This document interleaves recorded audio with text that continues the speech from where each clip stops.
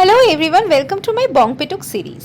Basically ছুটির দিন ছিল বরের, তাই আমার একটুখানি ডিম পাউরুটি খেতে ইচ্ছা করছিল। আমার বর জানো তো ডিম পাউরুটিটা অসাধারণ বানায়।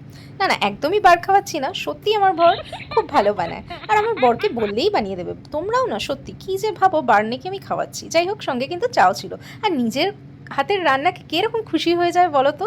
তারপরে তো এখানে আমি কি করছি বলো তো, যেরকম শাক দিয়ে মাছ ঢাকা যায়, তাই দেখছিলাম মাছের সাইজটা এতটাই বড়, আমার মুখটা ঢাকা যায় কিনা। চলো এবার মাছের গায়ে হলুদ ডান করে নিলাম, নুন হলুদ লঙ্কার গুঁড়ো আর সর্ষে তেল দিয়ে মাখিয়ে এখানে শুকনো লঙ্কা ভেজে নিচ্ছি, ওলকচু নারকেল কোড়া আর পরিমাণ মতো নুন আর সর্ষে তেল দিয়ে মেখে নিলাম। এখানে মাছগুলোর তো গায়ে হলুদ আগেই ডান হয়ে গেছিলো, এখন ভেজে নেওয়া হোক সর্ষে তেলের মধ্যে।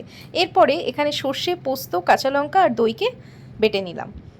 আর এখানে কালো জিরে ফোড়ন দিয়ে কিছুটা রসুন কুচিকে ফ্রাই করে বেটে রাখা মশলা, নুন হলুদ পরিমাণ মতন কষিয়ে পরিমাণ মতন জল আর লঙ্কা চেরা দিয়ে আবারও একটু কিছু নুন অ্যাড করে ফুটে এলে মাছগুলো দিয়ে দেবো। তাহলেই কিন্তু আমাদের পমফ্রেট কারি একদম রেডি। অসাধারণ লাগে কিন্তু।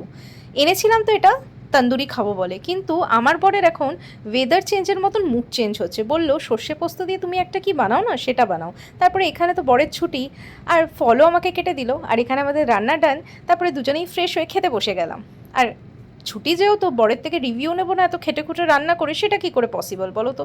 আর জানো তো এই বৃষ্টি ওয়েদারে না আমার তো ডাইট শাইট একদমই হচ্ছে না। কোথায় বৃষ্টিতে একটুখানি বিকাল হলেই ভাজা পোড়া খেতে ইচ্ছা করছে। তাই বর সেই মতন নিয়ে এলো হচ্ছে আলুর চপ আর এই শিমলা মির্চির চপ, সঙ্গে মুড়িও মেখে নিল। এটাও কিন্তু ও খুব ভালো মাখে।